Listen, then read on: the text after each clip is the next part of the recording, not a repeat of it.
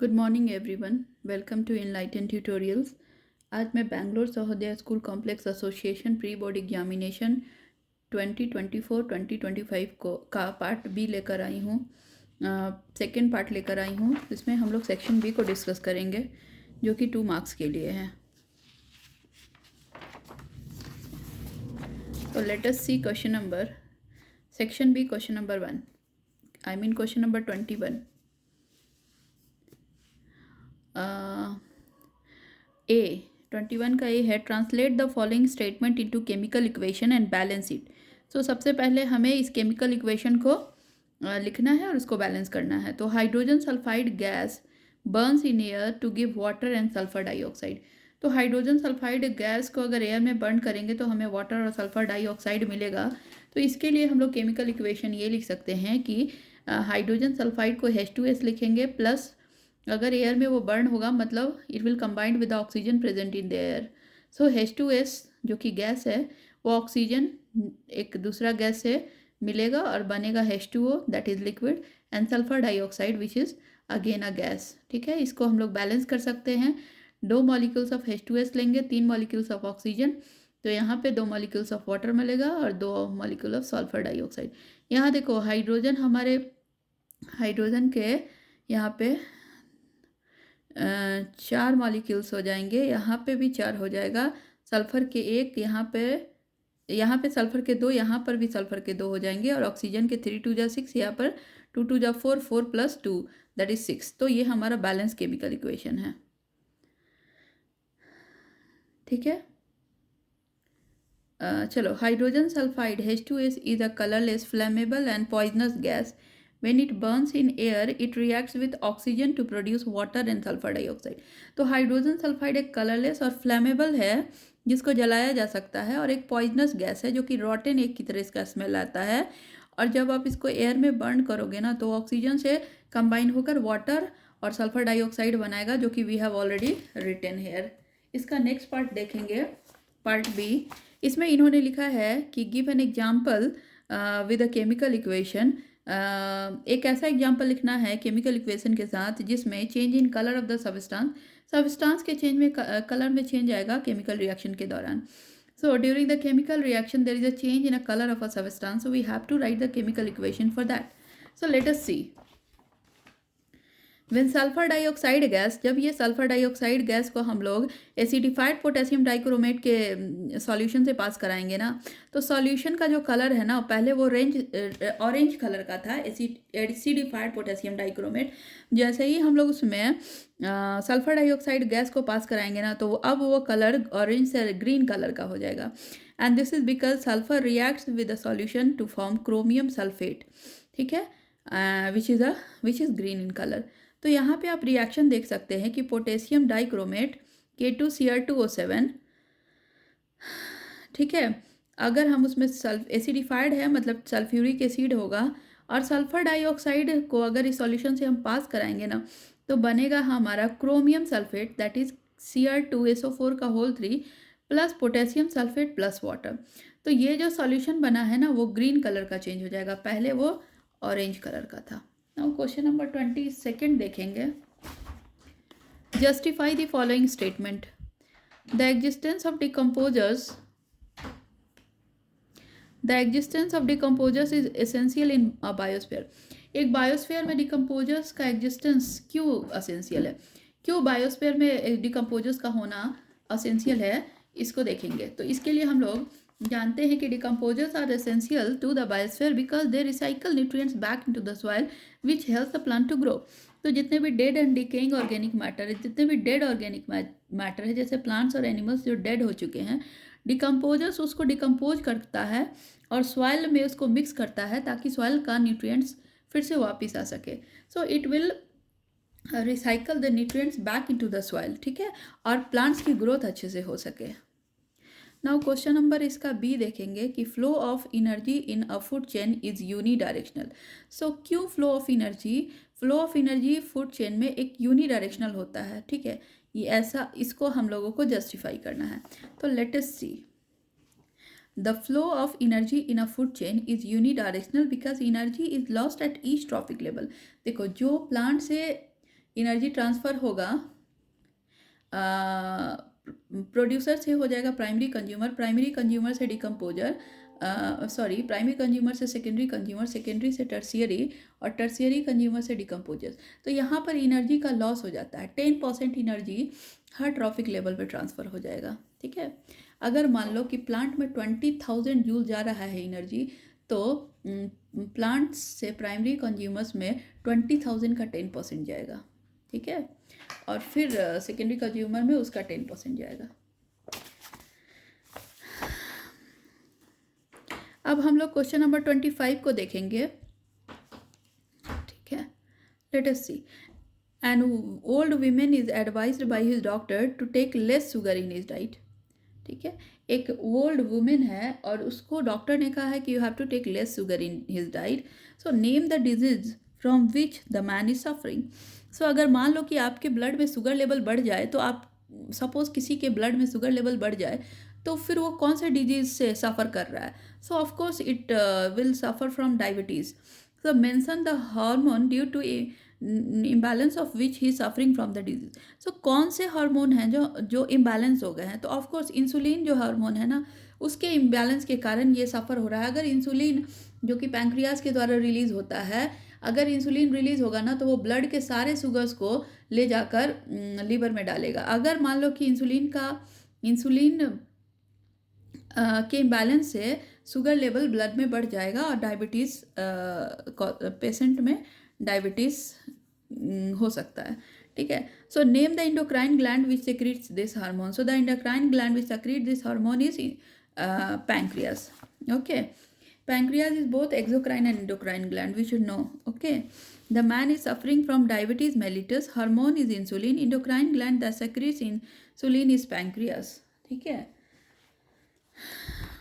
Now let us सी। इसका और part हम लोग देखेंगे। और पार्ट है कि a squirrel is in a scary situation. Its body has to prepare for either fighting or running away. State the immediate changes that takes place in its body so that the squirrel is able to either fight or run. तो एक squirrel है जो कि एक scary situation में फंस गया, मतलब उसको खाने वाले कोई आ गए होंगे, प्रीडेटर्स। ठीक है।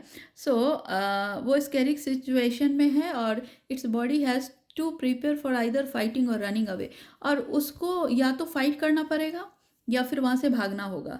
सो state the immediate changes that takes place in its body so that the squirrel is able to either fight or run. तो हमें उसके बॉडी के इमीडिएट चेंजेस को बताना है जो कि उसको एबल करे फाइट करने में या फिर रन करने में। So let us see this. When a squirrel is in a scary situation, its body releases adrenaline. Adrenaline ऐसे हार्मोन होते हैं ना जो आपको कि हैप्पीनेस, सैड, डर, ये सब में जब आपको डर लगेगा तो एड्रेनलिन रिलीज होगा, जब आपको हैप्पीनेस होगा तो एड्रेनलिन रिलीज होगा, जब आप सौरों में होंगे तो आपको एड्रेनलिन रिलीज होगा आपके बॉडी में। ठीक है, हार्मोन्स रिलीज होगा। सो विच prepare it to fight or run. और एड्रेनलिन का क्या काम है? या तो आप लड़ो या फिर भागो। Fight, flight and fear hormone इसको बोलते हैं, triple F. Adrenaline is fight, flight and fear hormone. This hormone is also known as fight or flight and fear hormone also. So क्या क्या चेंजेज आएगा स्क्विरल के बॉडी में जब ये हार्मोन रिलीज होगा? तो हार्ट रेट, सबसे पहले तो ब्रीदिंग रेट इंक्रीज होगा। अगर ब्रीदिंग रेट इंक्रीज होगा तो ऑक्सीजन की सप्लाई अधिक आएगी। ऑक्सीजन की सप्लाई जब अधिक आएगी तो हार्ट रेट बढ़ेगा। हार्ट रेट इंक्रीज होने का मतलब है कि ऑक्सीजन पूरे सेल तक जाएगा और पूरे सेल मेटाबॉलिक एक्टिविटीज़ को फास्ट करेंगे ताकि वो फाइट करने में हेल्प कर सके या फिर फ्लाइट करने में, मतलब भागने में हेल्प हो सके। ठीक है, next is dilation of pupils जो है ना आइज में, वो उसका बड़ा हो जाना। ठीक है, increase in BP, blood pressure का बढ़ जाना, रीडायरेक्शनल ब्लड फ्लो का redirection. These changes help the squirrel to respond quickly to the threat by running,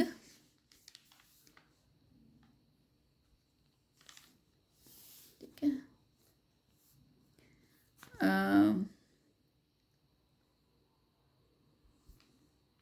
ठीक है, respond quickly to okay, these changes help the squirrel to respond quickly to the threat by running or fighting. ठीक है, next question number 24 देखेंगे। 24 question में बोल रहा है कि write an activity to find the magnetic field lines along a current carrying straight conductor.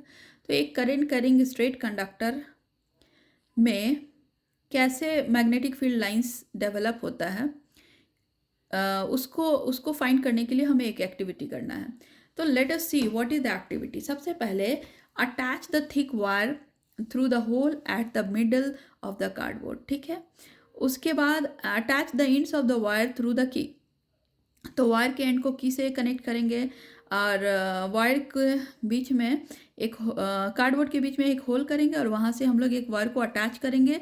उस wire को हम लोग कनेक्ट करेंगे एक की से। ठीक है, वेरिएबल रेजिस्टेंस होना चाहिए और एक आर्म मीटर होना चाहिए और एक बैटरी होना चाहिए। ठीक है, और होल्ड करेंगे वर्टिकली। ठीक है, vertically and perpendicularly to the board. तो या तो ऐसे होल्ड करो या फिर ऐसे।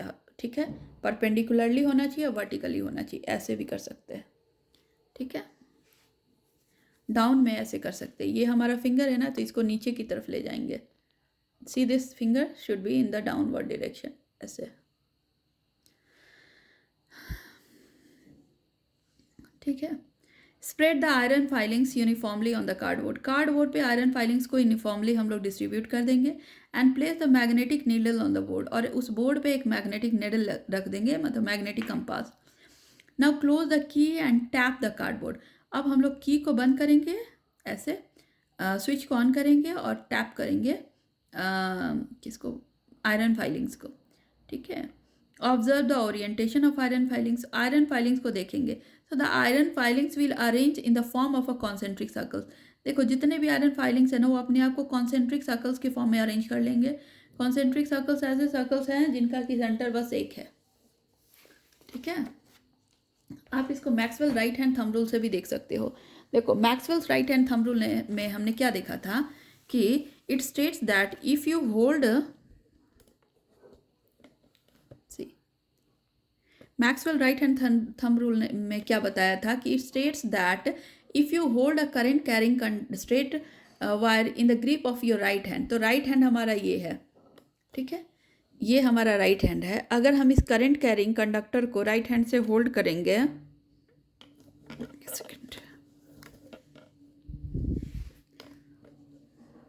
ठीक है, so state that if you hold the current carrying straight wire in the grip of your right hand in such a way that the stretched thumb points in the direction of the current, तो जो हमारा thumb है वो ऊपर की तरफ जा रहा है, in the direction of the current, then the direction of the curl of the fingers। तो ये जो फिंगर कर्ल हो रहे हैं ना, इसका डायरेक्शन हमें मैग्नेटिक फील्ड लाइंस का डायरेक्शन देगा। मतलब अगर करंट ऊपर जा रहा है तो मैग्नेटिक फील्ड लाइंस हमारे क्या हो जाएंगे, क्लॉकवाइज। अगर, ठीक है, देखो यहाँ क्लॉकवाइज। ठीक है, अगर ऊपर जा रहा है, अगर मान लो करंट नीचे जा रहा है तो magnetic field lines anti clockwise है। आप अपने ये छोटे वाले फिंगर के कर्ल को देखो, ये एंटी क्लॉकवाइज दिखा रहा है। तो करंट नीचे जाएगा तो एंटी क्लॉकवाइज में मैग्नेटिक फील्ड लाइंस में अरेंज कर लेंगे आयरन फाइलिंग्स। अगर करंट ऊपर जा रहा है तो कर्ल ऑफ द फिंगर्स जो है ना, उसमें उसका डायरेक्शन क्लॉकवाइज है, तो मैग्नेटिक फील्ड लाइंस भी क्लॉकवाइज हो जाएगा आयरन फाइलिंग्स का। ओके, सो ये हमारा क्वेश्चन नंबर 24 होगा। ठीक है, अब हम लोग क्वेश्चन नंबर 25 को देखेंगे। सी क्वेश्चन नंबर 25 में बोल रहा है कि the refractive indexes of 3 media are given below. 3 media है, 3 अलग अलग मीडियम है और उनका रिफ्रैक्टिव इंडेक्स यहाँ पे दिया हुआ है। तो a ray of light is travelling from A to B. A से बी में जा रहा है लाइट। ठीक है, a ray of light is traveling from A to B and another ray is traveling from B to C। और दूसरा रे है ना B से C में जा रहा है। तो आपको पूछा है कि in which of the two cases the refractive ray bends towards the normal. तो नॉर्मल की तरफ किस में बेंड होगा। तो सबसे पहले देखो कि रिफ्रैक्टिव इंडेक्स नॉर्मल की तरफ तब बेंड होता है ना जब मीडिया डेंसर हो। सपोज यहाँ पर एयर है और यहाँ पे वाटर है। ठीक है, इसको मैंने नॉर्मल ड्रॉ किया। अगर मान लो कि यहाँ से लाइट ऐसे स्पीड से आ रहा है तो वाटर में जाने के बाद ये नॉर्मल की तरफ बेंड हो जाएगा, मगर angle of incidence is more than the angle of refraction because the light is going from rarer medium to denser medium. This is rarer and this is denser. अब हमें यहाँ पे रेयरर और डेंसर मीडियम दिया हुआ है, मतलब refractive index दिया है. जिसका रिफ्रैक्टिव इंडेक्स ज़्यादा है मतलब वो मीडियम बहुत डेंसर है, जिसका कम है मतलब वो कंपैरेटिवली लेस डेंसर है और रेयरर है बोल सकते हैं. ठीक है, तो यहाँ पे देखो कि मीडियम ए का रिफ्रैक्टिव इंडेक्स 1.6 है, मीडियम बी का 1.8 है और मीडियम सी का 1.5 है. तो सबसे लेस सबसे रेयरर मीडियम सी है. उसके बाद मीडियम ए जो है ना उस सी से डेंसर है और मीडियम बी है ना डेंसर ऑफ ऑल है, सबसे डेंस है बी. तो अगर मान लो कि ए से अगर बी में जाएगा कोई लाइट तो डेंसर के कारण वो नॉर्मल की तरफ बेंड हो जाएगा. तो यहाँ पे मैंने वही लिखा है कि when the light travels from an optically rarer medium to an optically denser medium, ठीक है, यहाँ पे देखिए कि when light travels from optically rarer medium to an optically denser medium, it moves towards the normal. तो वो normal की तरफ मूव हो जाएगा. ठीक है, अब देखो since refractive index of B is more than the refractive index of A, hence the light ray will bend towards the normal on passing from medium A to B. अगर A से B में अगर किसी light को जाना है तो वो नॉर्मल की तरफ बेंड हो जाएगा क्योंकि B का रिफ्रैक्टिव इंडेक्स A के रिफ्रैक्टिव इंडेक्स से अधिक है. You can see from this refractive index of B is more than refractive index of A, so the light will bend towards the normal when it goes from medium A to B. Right. Now question number 25 का B देखेंगे कि the speed of light will increase when the light second part पहले देखो कि in which case does the speed of light increases in the second medium, give reason for your answer. तो देखो the speed of the light will increase when the light travels from B to C. B से C में अगर जाएगा तो light की speed फिर से बढ़ जाएगी. यहाँ पे आप देख सकते हो कि अगर कोई मीडियम B से C में जाएगा, देखो B डेंसर है, C रेयरर है, तो B से C में अगर जाएगा तो स्पीड B से C में जाने पर C में स्पीड बढ़ जाएगी, C में स्पीड बढ़ जाएगी, मतलब वो अगेन नॉर्मल से दूर चला जाएगा. स्पीड घटता है तो नॉर्मल के पास आते हैं, स्पीड बढ़ता है तो नॉर्मल से दूर जाते हैं. ये कैसे याद रखेंगे?